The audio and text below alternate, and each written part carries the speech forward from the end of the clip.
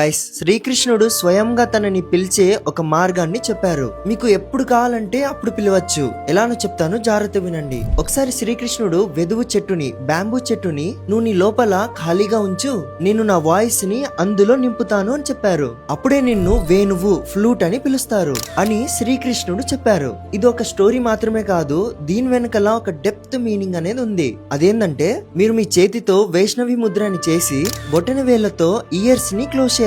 అప్పుడు బయట నుంచి ఏ సౌండ్ రాకుండా ఉంటుంది. అప్పుడు మీరు మీ లోపల మొత్తం ఖాళీ అయిపోతారు, సేమ్ ఒక ఫ్లూట్ లాగా. కాసేపు మీరు చెవి లోపల అలా పెట్టిన తర్వాత ఫోకస్ చేస్తే ఒక సముద్రంలో అలల్లాగా సౌండ్ వినబడుతుంది.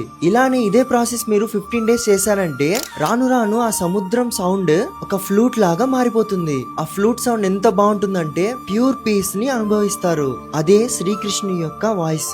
ఆ సౌండ్ విన్నాక మీరు శ్రీకృష్ణుని యొక్క ప్రెజెన్స్ ని ఫీల్ అవుతారు.